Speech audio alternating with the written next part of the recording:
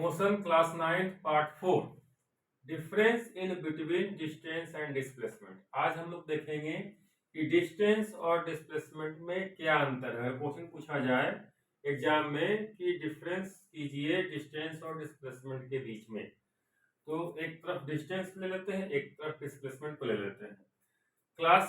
पहले क्लास में आप लोगों ने देखा कि डिस्टेंस जो है वो स्केलर क्वांटिटी है, it is a scalar quantity. Displacement के बारे में हम लोग देखते हैं कि it is a vector quantity. अगर इसको अच्छे से समझना है तो आप मेरे पिछले वीडियो को देखिए, उससे एनालाइज कीजिए और फिर आगे के वीडियो को आप लोग देखिए। दूसरा इसका हो जाएगा it is always positive quantity. क्यों? क्योंकि डिस्टेंस में सिर्फ मैग्नीट्यूड होता है, इसलिए ये पॉजिटिव क्वांटिटी है। और ये क्या होगा? ये पॉजिटिव भी होगा, नेगेटिव भी होगा और जीरो भी होगा। पिछले क्लास में हम लोग जीरो ला के दिखा दिए डिस्प्लेसमेंट में। थर्ड में हम लोग देखेंगे distance is always greater than और इक्वल टू डिस्प्लेसमेंट।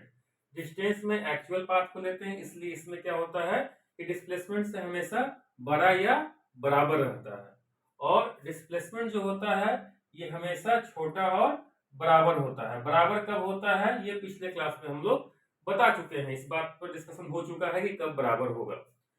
फोर्थ में हम लोग देखते हैं it depend upon actual path. जो भी ऑब्जेक्ट एक्चुअल पाथ कवर किया है ये डिस्टेंस इस पर डिपेंड करता है। जैसे कि हम लोग बाइक से जा रहे हैं, तो कहीं भी जा रहे हैं तो बाइक में लगा हुआ मीटर जो कि डिस्टेंस को बताता है, यहाँ पर जो मीटर है वो डिस्टेंस बताता है कि आप 5 किलोमीटर चले या 10 किलोमीटर चले, उसको बोलते हैं ऑडोमीटर।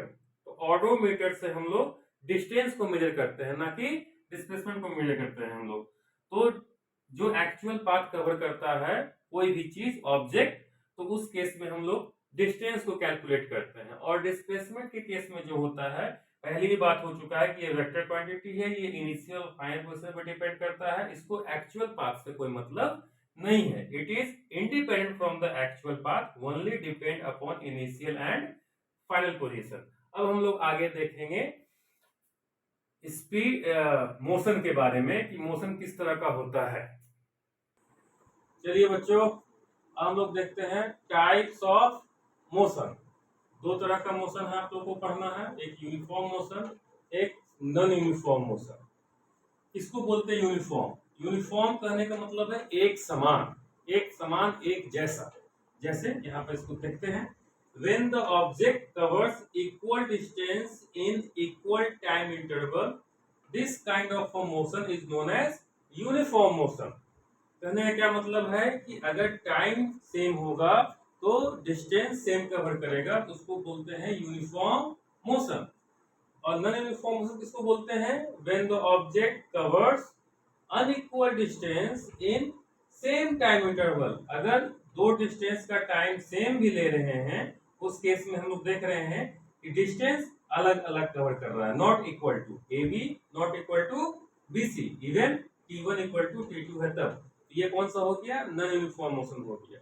यूनिफॉर्म मोशन का एग्जांपल देखते हैं हम लोग कि अगर ए बी और बी सी T1 और T2 टाइम में कवर कर रहा है, तो अगर T1 और T2 टाइम बराबर है तब इसके द्वारा जो डिस्टेंस, ऑब्जेक्ट के द्वारा जो डिस्टेंस कवर कर रहा है ए टू बी और B to C, A B equal to क्या हो जाएगा? बी सी हो जाएगा। इस तरह से ऑब्जेक्ट का कवर किया गया distance in same time interval को यूनिफॉर्म मोशन बोलेंगे।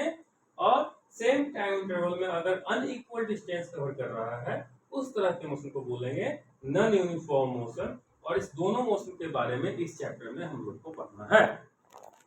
तो देखेंगे स्पीड एंड वेलोसिटी। स्पीड क्या होता है? जैसे हम लोग बहुत बार सुनते होंगे कि कोई बाइक है वो 20 किलोमीटर पर आवर चल रहा है, वो क्या दिखाता है? स्पीड को दिखाता है, मतलब किलोमीटर पर आवर, मीटर पर सेकंड, यानी ये रेशियो होता है डिस्टेंस और टाइम का, उसी से हम लोग कैलकुलेट करते हैं स्पीड को। स्पीड क्या है? स्पीड को हम देखेंगे, it is the ratio of distance covered by the object with respect to a time called speed. Its SI unit is metre per second. It is scalar quantity. Simple सी बात है, क्योंकि distance scalar quantity है, time भी scalar quantity है, दो scalar quantity का ratio क्या होगा? स्केलर क्वांटिटी हो जाएगा। यानी स्पीड क्या हो जाएगा? हो गया आपका स्केलर क्वांटिटी हो गया। It's SI unit is metre per second symbol यहाँ लिखा हो। Speed equal to distance by time, अगर डिस्टेंस को हम लोग मीटर में लेते हैं और टाइम को हम लोग सेकेंड में लेते हैं तो क्या हो जाएगा इसका SI unit metre per second, यहीं से कैलकुलेट होता है। वेलोसिटी क्या हो गया, it is the ratio of displacement to the time, it is a vector quantity and its SI unit is metre per second यहाँ सिंबल लिखा हुआ है। वेलोसिटी डिस्प्लेसमेंट चूंकि वेक्टर क्वांटिटी है इसलिए आपका वेलोसिटी भी क्या हो जाएगा, वेक्टर क्वांटिटी हो जाएगा। डिस्प्लेसमेंट को भी हम लोग कैसे में नापते हैं, मीटर में, और टाइम को सेकंड में, यानी इसका एसआई यूनिट भी क्या हो जाएगा मीटर पर सेकंड। वेलोसिटी का भी एसआई यूनिट हो जाएगा मीटर पर सेकंड। ओके, अब हम लोग देखते हैं average speed and average velocity. ठीक है, एवरेज स्पीड में क्या होता है, नाम से ही क्लियर है, एवरेज मतलब total distance by total time taken, इसी को बोलते हैं हम लोग एवरेज स्पीड।